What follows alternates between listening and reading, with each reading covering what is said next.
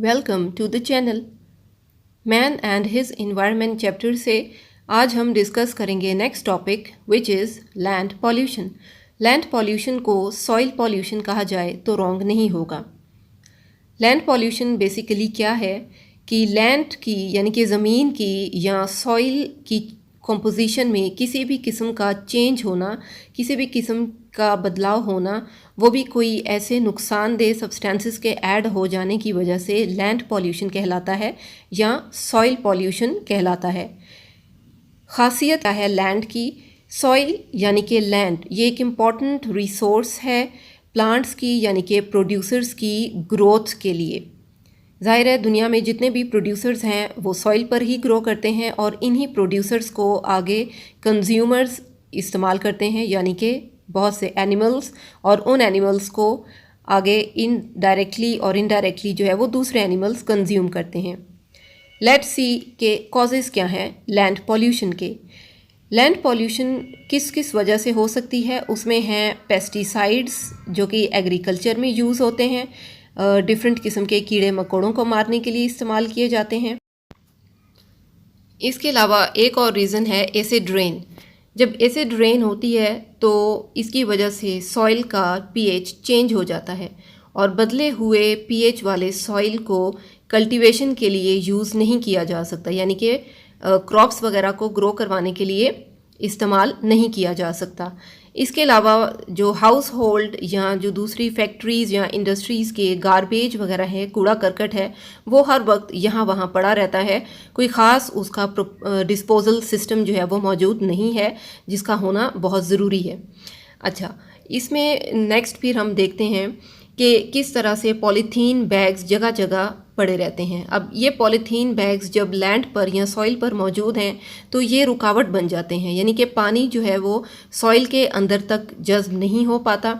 और ज़ाहिर है जब सॉइल के अंदर पानी नहीं जाएगा तो जो सॉइल को अपनी एक ऑक्सीजन रिक्वायर है वो पूरी नहीं हो सकेगी। और इसके अलावा जब प्लांट्स के रूट्स ने पानी को एब्जॉर्ब करके ग्रो करना है, अपनी डेवलपमेंट करनी है, वो भी नहीं हो सकेगी। और जब प्लांट्स ही ग्रो नहीं हो सकेंगे तो अल्टीमेटली एनिमल्स जो कि हर्बीवोर्स हैं और प्लांट्स पे डायरेक्टली डिपेंड करते हैं अपने फूड के लिए, उनका भी फूड जो है वो रुक जाएगा। इसके अलावा जो इंडस्ट्रीज़ हैं वो भी बहुत से ऐसे हार्मफुल केमिकल्स रिलीज़ कर देती हैं जिन्हें कि प्रॉपरली ट्रीट नहीं किया जाता, उन्हें ज़्यादा नुकसानदेह से कम नुकसानदेह नहीं बनाया जाता। तो ये जो है वो ट्रीट करना ज़रूरी है। इसके अलावा जो इम्प्रॉपर डिस्पोजल है न्यूक्लियर वेस्ट्स का, वो भी बहुत नुकसान पहुंचाता है क्योंकि इसके अंदर रेडियो एक्टिव मटेरियल्स मौजूद होते हैं और ये रेडियो एक्टिव मटेरियल्स बहुत हार्मफुल हैं और ये बहुत लंबे अरसे तक सॉइल में रहते हैं और अपना नेगेटिव इम्पैक्ट इस सॉइल पर इम्प्लीमेंट कर देते हैं, जिस वजह से यहाँ पे प्लांट्स वगैरह ग्रो नहीं कर पाते। लास्ट ये है कि जो ओपन लैट्रीन्स हैं विलेजेस में, गांव वगैरह में या इवन सिटीज़ के भी कुछ एरियाज़ में, वो भी लैंड को पॉल्यूट करने का एक बहुत बड़ा सोर्स है। तो इन ओपन लैट्रीन्स को भी ज़रूरत है कि ख़त्म किया जाए या बहुत कम कर दिया जाए। ओके, नेक्स्ट हम बात कर लेते हैं इफ़ेक्ट्स ऑफ लैंड पॉल्यूशन की। ऑल्दो कि बुक में इसका कोई ऐसा जिक्र नहीं है, लेकिन थोड़े से पॉइंट्स आप नोट डाउन कर सकते हैं जस्ट इन केस अपने एग्जाम्स में नंबर वगैरह लेने के लिए। देखिए, सबसे बड़ी जो सोर्स सॉइल पॉल्यूशन की है वो है ही land pollution. As I said कि लैंड पॉल्यूशन को सॉइल पॉल्यूशन कहा जाए तो गलत नहीं होगा। इसके अलावा लैंड पॉल्यूशन जो है वो क्लाइमेट के पैटर्न्स को चेंज करने में इम्पैक्ट कर रही है, यानी कि इन्वायरमेंट को डायरेक्टली या इनडायरेक्टली कुछ ना कुछ नुकसान पहुंचा रही है। और इसी के साथ साथ ह्यूमन की हेल्थ पर भी लैंड पॉल्यूशन का जो है वो इम्पैक्ट पड़ता है। और सिर्फ लैंड पॉल्यूशन लैंड को ही नहीं बल्कि एयर को और वाटर को भी कॉन्टेमिनेट कर रही है अपने साथ साथ। प्लांट्स और एनिमल्स भी डायरेक्टली या इनडायरेक्टली लैंड पॉल्यूशन या सॉइल पॉल्यूशन की वजह से हार्म हो रहे हैं, नुकसान पहुंच रहा है। और एक और इसमें पॉइंट ये आ जाता है कि जो टूरिस्ट हैं वो भी ऐसी जगह पर कभी जाना पसंद नहीं करेंगे जहाँ पर कि लैंड पॉल्यूशन के बारे में जो है वो सुना जाए।